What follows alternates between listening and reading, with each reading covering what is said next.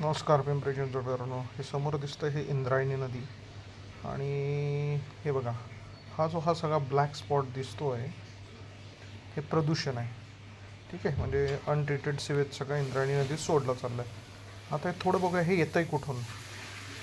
हे जर बघितलं, हा रामझरा. त्या रामझऱ्याला संत तुकाराम महाराजांच्या प्रवास वर्णनामध्ये ज्याचा उल्लेख आहे आणि ह्याची एक आख्यायिका आहे. ठीक आहे, आता आपण बघूया हे सगळं प्रदूषित पाणी येत आहे नेमकं कुठून. हा चिखली कुदळवाडीचा भाग आहे आणि आता तुम्हाला झूम करून दाखवतो. इथं जो आहे हा PCMCचा 3 MLDचा STP प्लांट आहे, लक्षात घ्या. आणि हा एका नाल्यावर उभा केलेला आहे. हा बघू शकतो, हा नाला इथून हा इथे पुढे आलेला आहे. इथे हा 3 MLDचा STP प्लांट आहे आणि त्याच्यातून हे पाणी सगळं, हा बघायला तर हा लिफ्टेड आहे, म्हणजे ओव्हरहेड STP प्लांट आहे. त्याचं काम कसं असतं माहीत नाही, पण हे इथून हे पुढे हे सगळं जातं इंद्रायणीला. आणि मी जो आत्ता ह्याच्या आधी व्हिडिओ शूट केला, तो व्हिडिओ शूट इथून केला आहे, जेणेकरून हे पाणी इथून हा मोईचा ब्रिज आहे.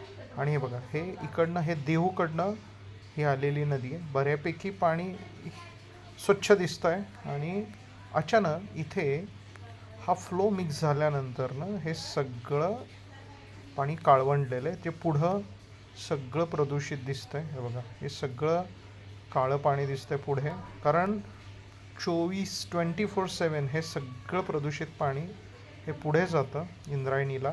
आणि जेव्हा नेहमी इंद्रायणी नदी फेसाळलेली जिथे दिसते, तो भाग तो दाखवतो तुम्हाला. इथे तरी पाठीमागे जलपर्णी दिसली. ठीक आहे, आणि इथे पुढे गेल्यानंतरनं इंद्रायणी नदी जिथे एक छोटासा बंधारा किंवा चेक डॅम आहे, त्या चेक डॅममधून हे बघा, इथे गुगल इमेजेसमध्ये देखील ही इंद्रायणी फेसाळलेली दिसते. हा चिंबळीकडे, मोशीतनं चिंबळीकडे जाणारा हा पूल आहे एक छोटासा.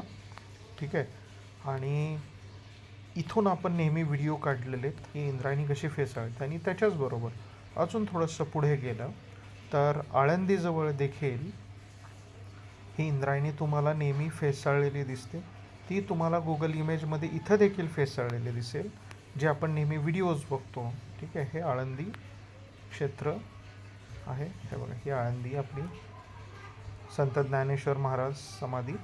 आणि त्याच्या अलीकडे इथे ह्या 2 स्पॉटला जेव्हा हे सगळं प्रदूषित पाणी येऊन आपटतं, त्यावेळेस इंद्रायणी फेसाळते. हे गुगल इमेजेसमध्ये दिसतं आहे. त्यामुळे हे जर नागरिकांना दिसतं आहे, हे जर पर्यावरणप्रेमींना दिसतं आहे, तर हे पिंपरी चिंचवड पर्यावरण विभागाला, आमच्या संजय कुलकर्णींना किंवा आयुक्तांना का दिसत नाही? अगदी अर्ध्या किलोमीटरवरती हा पालिकेचा 3 MLDचा STP प्लांट आहे, ज्याच्यातून हे अनट्रीटेड सिवेज वॉटर हे सगळं इंद्रायणीला जातं.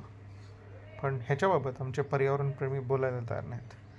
आपण आपलं काम करूया, ही माहिती लोकांपर्यंत पोहोचूया. जय हिंद, जय महाराष्ट्र, जय पर्यावरण.